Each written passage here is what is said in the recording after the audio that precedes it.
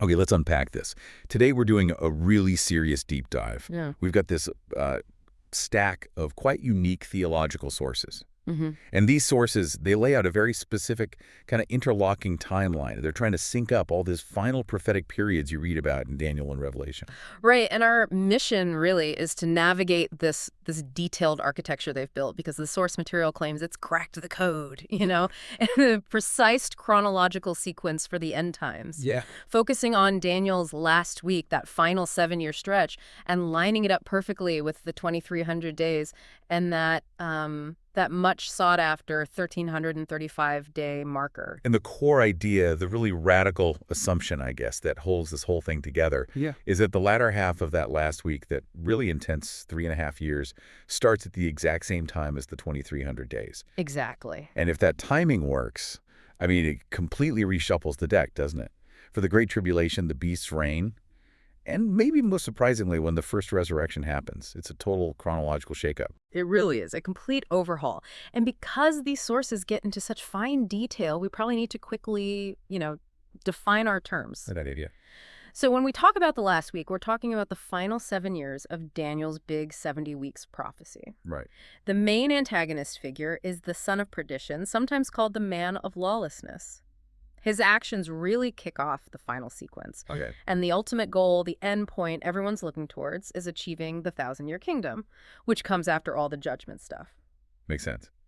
So our journey today starts with finding the absolute anchor point, the one fixed spot in time that this whole sequence depends on. Yeah. And according to this material, that point is smack dab in the middle of those 7 years.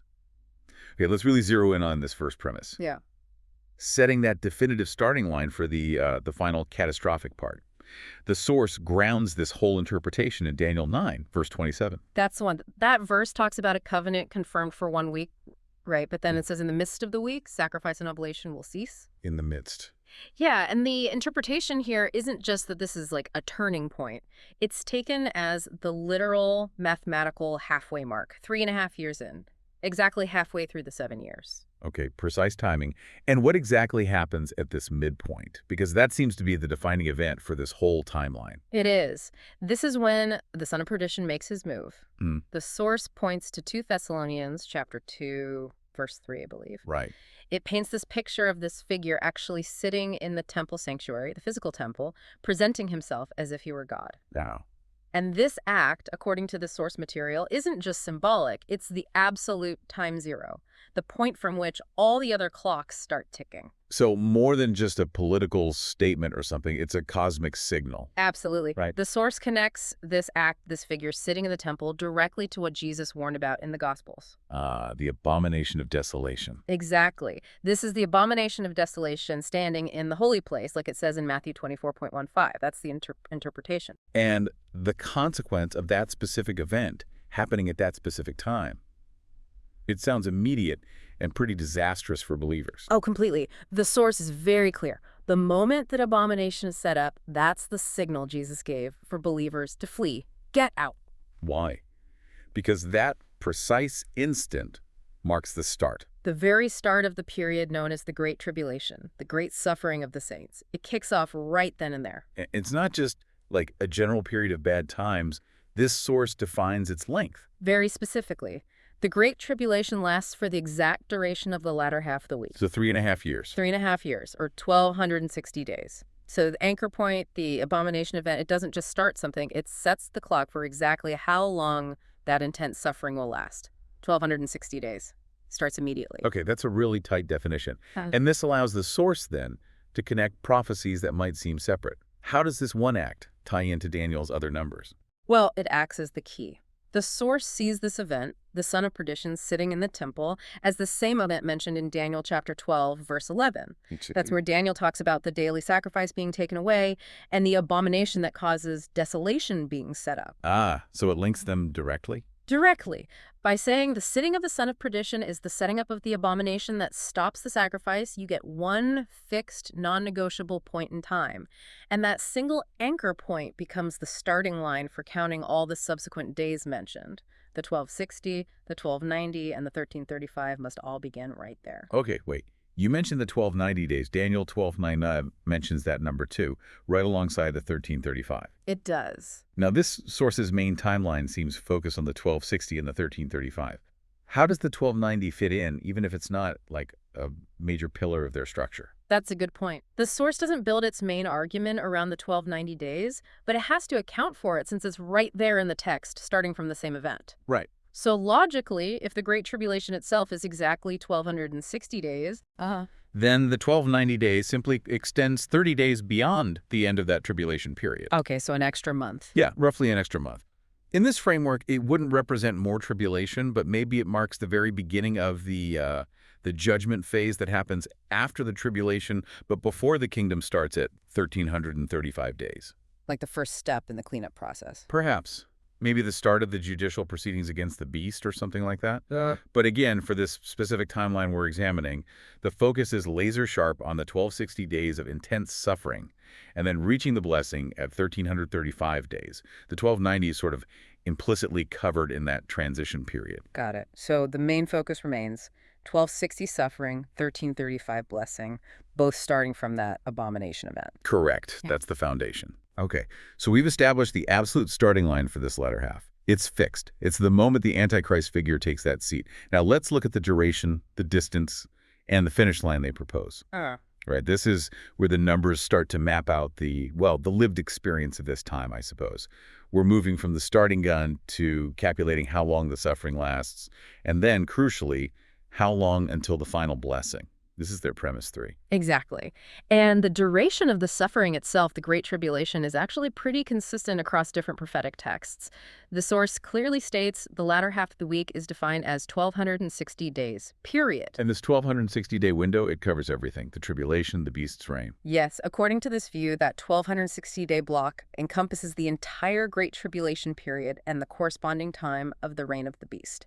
They are concurrent. And is there strong scriptural backing for that number, 1260 days? Oh, definitely. The source pulls heavily from Revelation. You've got Revelation 11 talking about the holy city being trampled by Gentiles for 42 months. 42 months. That's 1260 days. Precisely. And then you have Revelation 12, which uses that symbolic phrase, time, times, and half a time. Which is generally understood as 3.5 years. Also 1260 days. So the sources argue there's strong convergence on this number for the duration of that final intense period of oppression, starting right when the son of perdition appears. Okay, 1260 days of defined maximum suffering. But that's not the end of the story, is it? The suffering ends, but there's another number. Correct. The suffering has a clear endpoint at 1260 days. But the ultimate endpoint, the arrival of the blessing, is marked by a different number, 1335 days. This comes from Daniel 12, verse 12, which pronounces a blessing on the one who waits and reaches the 1335 days. Blessed is he who waits and comes to the 1335 days. That's the verse. So the source takes this very literally and concludes the ultimate reward, the establishment of the 1,000-year kingdom, is achieved precisely 1335 days after that initial abomination event. Hold on a second, let me get this straight. The suffering, the tribulation, the beast's reign, that all definitively stops at day 1260. According to this timeline, yes, that period is over. But the kingdom, the blessing, the millennium, that doesn't actually start until day 1335. That's the timeline presented. So, what happens in between? There's a gap there. There is, and that's the crucial 75-day gap. Right, the math is simple.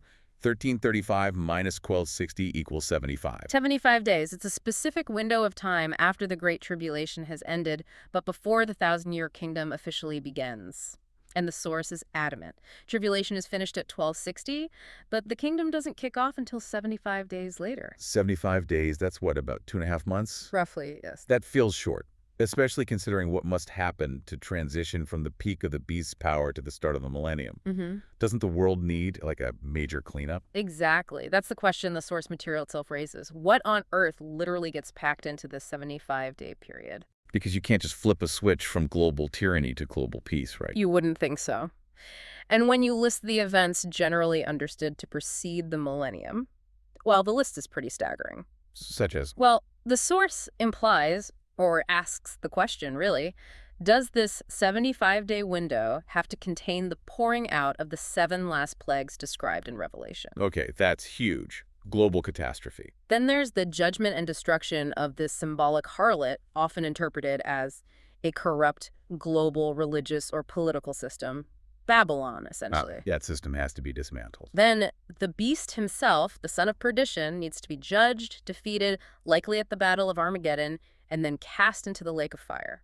So the end of the Antichrist's reign and his personal judgment. And finally, before the millennium can start, Satan must be bound and cast into the abyss for 1,000 years. Okay, let's just pause there. The 7 plagues, the fall of Babylon, Armageddon, and the defeat of the beast, and the binding of Satan, all compressed into 75 days. That seems to be the necessary implication of this strict timeline. If the kingdom must start precisely on day 1335, and the tribulation must end precisely on day 1260, then everything required to bridge that gap, all those final cataclysmic, world-altering judgments have to occur within that 2.5-month window. That seems incredibly fast, almost impossibly fast for events of that magnitude. Yeah. Usually theologians allow for, longer periods or transitional phases. This interpretation removes all that wiggle room. It forces a hyper-concentrated chronology for God's final judgments. Everything that prepares the earth for Christ's righteous rule, which involves the complete and often violent removal of all opposing powers, has to be done and done quickly in those 75 days. So the source argues for a transition that's not just rapid, but almost instantaneous from a cosmic viewpoint. Yeah, it's like the world goes from the absolute depths of lawlessness under the beast to a complete global cleanup ready for the millennium in just over 2 months. Wow. So that 1300 to 35-day marker becomes less about just the end of a long wait and more about the inauguration of a completely new reality, made possible by the sheer speed and intensity of the judgments immediately preceding it. Exactly. It frames those 75 days as catastrophic for the wicked systems of the world. But for the believer who has endured, they represent the final swift intervention needed before the blessing arrives. The wait ends at 1335, the suffering at 1260. That gap is divine action on a massive scale. Okay, this is where we hit premise 2. And you flagged this earlier as the part that really challenges, let's say, more conventional interpretations. This is probably the most counterintuitive piece of the whole structure. Which is? Premise 2 asserts that the resurrection and transformation of the saints happens exactly at the halfway point of the last week. Wait, the halfway point, that's the same moment we just established as the start of the latter half, right? Yeah. When the abomination is set up? Precisely. The source claims the first resurrection occurs simultaneously with the abomination of desolation event. At the exact same moment, the Great Tribulation begins. Okay. My head's spinning a little. The resurrection, the great hope, happens. Right as the worst time ever starts. That's the core thesis presented here. Yeah. The resurrection event itself is positioned as the signal that the Great Tribulation is commencing. All right. Let's try to follow the logic then.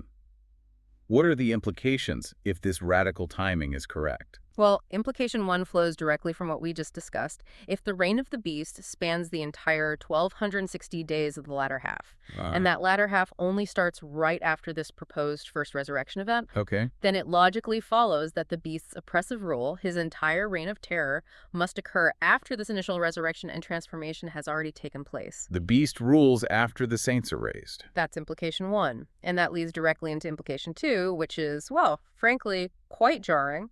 If the beast is ruling after this first resurrection, the source has to conclude that some saints must still face martyrdom during that subsequent 1,260-day tribulation period. Martyrdom. After the resurrection. How does that work?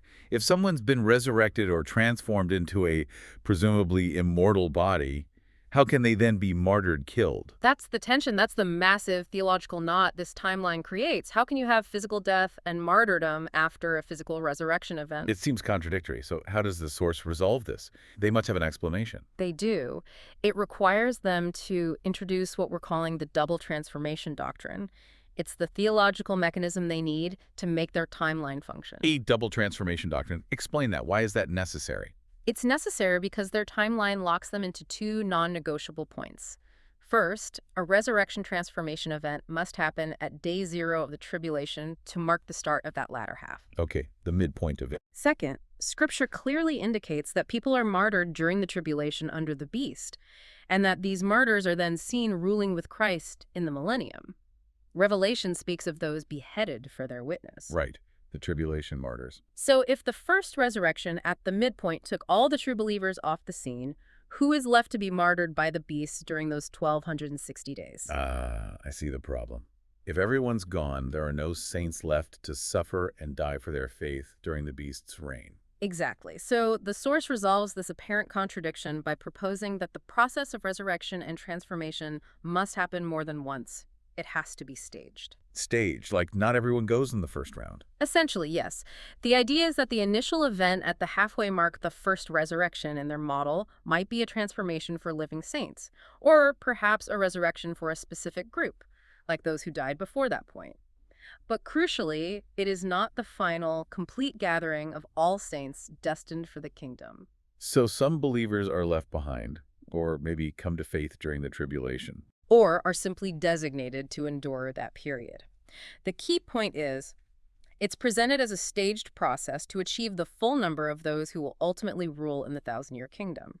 Those saints who are martyred during the 1260 days, the ones who refuse the mark, the martyred witnesses, they still need to be resurrected or transformed to enter and rule in the kingdom, which starts at the 1,335-day mark. Okay. And since the initial resurrection event happened 1,260 days earlier, at the midpoint, these martyrs logically require a second or subsequent resurrection transformation event to bring them into their glorified state and ruling position. A second resurrection event within the broader category of the first resurrection. That sounds complex. It is. What kind of scriptural basis or theological precedent does the source offer for this kind of staged resurrection process for the same general group, the church saints or believers? I mean, this seems to run directly counter to the common view of the resurrection as a single climactic event, like Paul describes in 1 Thessalonians 4. That's the major challenge, absolutely. The source has to lean heavily on interpreting the term first resurrection from Revelation 20 as potentially having phases, or perhaps arguing that transformation applies differently to those already dead versus those alive at the midpoint event. Essentially, they argue the event at the halfway point is definitive, it sets the stage, confirms the finality of the age, but it doesn't grant automatic immunity from the suffering and martyrdom that immediately follows for those believers who remain. So, according to this view, if you're a believer alive after that midpoint event, you are basically guaranteed to face the beast's persecution. It seems that way. The 1,260 days become this intense crucible specifically for those saints who endure that period. The beast reigns, he demands worship, likely through the mark of the beast system, and those who resist face certain martyrdom. But in this framework, that martyrdom becomes the final act of faithfulness that qualifies them for their place in the kingdom, necessitating that second transformation moment, presumably happening somewhere in that 75-day gap, allowing them to be ready for rule on day 1335. Wow. So it really paints those 1,260 days in a stark light. It's not just general chaos. It's a period of intense testing and martyrdom for believers happening after the initial reward event has already occurred for some. Exactly. It forces a sharp distinction between the initial midpoint event, which signals the shift, and the final completion of the resurrection process right before the kingdom begins. The stakes for enduring those 1,260 days couldn't be higher. Okay, so we've wrestled with the 1,260 days of tribulation, the 335 days to the kingdom, and that really radical placement of the first resurrection. But we started this deep dive mentioning a third major timeline that needs to fit, the 2,300 days from Daniel 8. Correct. The 2,300 days, or evenings and mornings in some translations. And our initial overview mentioned the source's core assumption was that the latter half, the 1,260 days, and these 2,300 days were supposed to start together concurrently. That was the stating premise, yes. Yeah. The 2,300 days come from Daniel chapter 8, verse 13 and 14, where the question is asked, how long will the vision be? Concerning the daily sacrifice and the transgression of desolation, to give both the sanctuary and the host to be trodden underfoot. Right. And the answer given is, unto 2,300 days, then shall the sanctuary be cleansed. Okay, then shall the sanctuary be cleansed. That's the key endpoint for the 2,300 days. It is. Now, for the source material to create this fully unified, synchronized timeline they're aiming for, this 2,300-day period must logically conclude at the same triumphant moment as everything else. It has to fit into the grand finale. Right. But this immediately brings us back to that logical tension, that contradiction we sort of flagged earlier. It does indeed. Let's do the math based on the initial premise. Okay.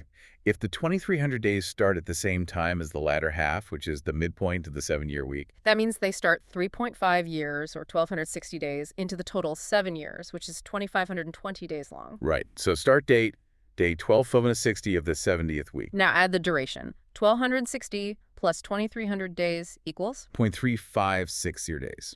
3,560 days from the start of the 70th week. But Daniel's entire 70 weeks prophecy is supposed to conclude after 70 weeks, which is 7 years, or 2,520 days. exactly. 3,560 days is way past 2,520 days. It's almost 10 years in total. It places the endpoint, the cleansing of the sanctuary, significantly after the end of Daniel's main 70 weeks prophecy. So the initial premise that the 1260 and 2300 start together simply doesn't work if the 70 weeks prophecy has to conclude at the 7-year mark. It creates a major timeline conflict. It's a critical contradiction baked into the source's own starting assumptions versus its required endpoint. The visual diagrams and the overall logic presented by the source demand that the 2300 days must conclude simultaneously with the end of the 70 weeks. That endpoint is absolutely non-negotiable for their model to work. Okay, so how do we reconcile this? Yeah. It seems the source has to choose. Do they stick with the concurrent start date, or do they prioritize the synchronized end date? They clearly prioritize the finish line. The entire structure hinges on the synchronic end. For the unified timeline to hold, the conclusion of the 2300-day period must align perfectly with the end of the 70 weeks prophecy and the start of the kingdom, which they've already fixed at the 1335-day mark, counting from the midpoint abomination. So the real argument isn't about when the 2300 days start based on that initial premise, but where they absolutely must end. That's it, exactly. The end determines the start in this case. Okay, so if the endpoint must synchronize with the 1335-day blessing marker the moment the kingdom begins, yes, then we just need to count backwards 2300 days from day 1335 relative to the midpoint to find out when the 2300 days actually had to begin, according to this model. Let's do it. Day 1335 after the midpoint minus 2300 days. That gives us minus 965 days. Minus 965 days, which means the actual necessary starting point for the 2300-day period, according to the logic of their endpoint, is 965 days before the midpoint abomination event. 965 days before the middle of the week. That's about 2 years and 8 months before the halfway point. Right. It means the 2300-a-day prophecy, in this interpretation, actually began well into the first half of the last week, not concurrently with the latter half at all. So that initial premise we started with, the concurrent start, gets thrown out the window. It seems it has to be. It's sacrificed for the much more critical goal of achieving the synchronic end, where everything converges perfectly. Okay. So the final conclusion is that the source, despite maybe stating otherwise initially, ultimately operates on the necessity that this 2300-day period must finish at the exact same time as 3 ultimate defining events which signal the kingdom's establishment. Correct. And those 3 events, all happening at that 1335-day mark relative to the midpoint, are 1. The definitive end of the 70 weeks prophecy itself, the completion of that entire prophetic block. Okay. 2, the full end of sin and iniquity. This connects to Daniel 9.24, talking about finishing transgression, making an end of sins, making reconciliation for iniquity, and bringing in everlasting righteousness. That all happens at the start of the kingdom. Right, the moral and spiritual reset. And 3, the ultimate cleansing of the sanctuary, as promised at the end of the 2300 days in Daniel 8. So the physical cleansing of the temple site, or perhaps the spiritual cleansing of God's dwelling place on earth, happens at the exact moment the millennium begins. That's the implication. It's the final act of purification that makes the earth ready for God's direct rule. It all converges. It makes a certain kind of, well, theological sense, having the cleansing happen right as the righteous kingdom starts. It does provide a very neat conclusion. This convergence, right at the 1335-day mark, validates the whole structure in their view. Suffering definitively ends at 1260. Then the cosmic cleanup, the judgments, happen rapidly in that 75-day gap. And then boom, day 1335 arrives, the kingdom starts, the 70 weeks end, sin is dealt with, the sanctuary is cleansed, and the blessing promised to those who wait is finally realized. So the ultimate purpose of juggling all these different timelines, 1260, 1335, 2300, is to pinpoint that one single precise moment of transition, from the curse of the tribulation to the blessing of the kingdom, from man's failed rule to God's perfect rule. That seems to be the driving goal of this entire interpretive framework, finding that precise point of convergence.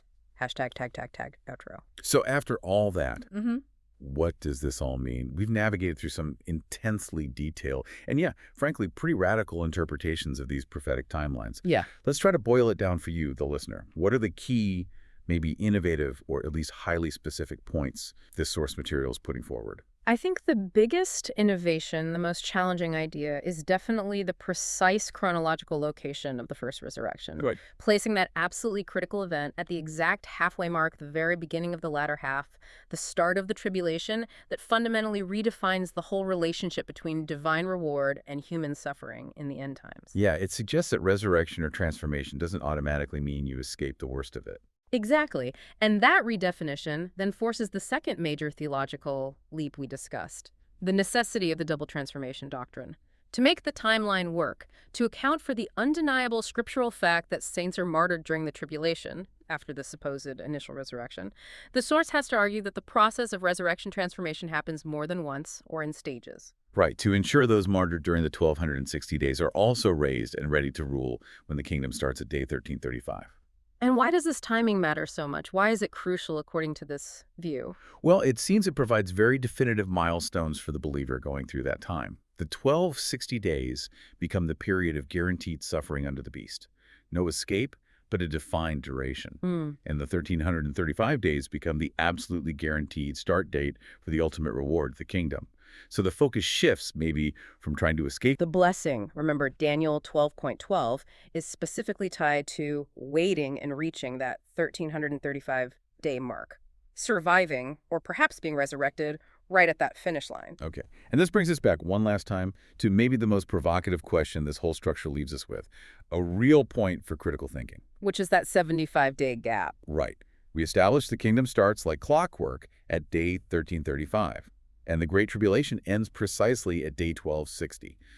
Given the source's very rigid, hyper-structured, non-overlapping timeline, it seems forced to conclude that all the final, massive, global judgments have to be squeezed into that tiny 75-day window. Yeah, think about it again. The 7 last plagues pouring out, the complete destruction of the global harlot system, Babylon, the final battle and judgment of the beast and the false prophet, and the binding of Satan himself. All in roughly 2.5 months. Is that feasible? Can cosmic world-altering judgments, which sounds so sweeping and comprehensive in Revelation, actually occur that quickly? Or perhaps, does the sheer speed required by this timeline actually underscore the point?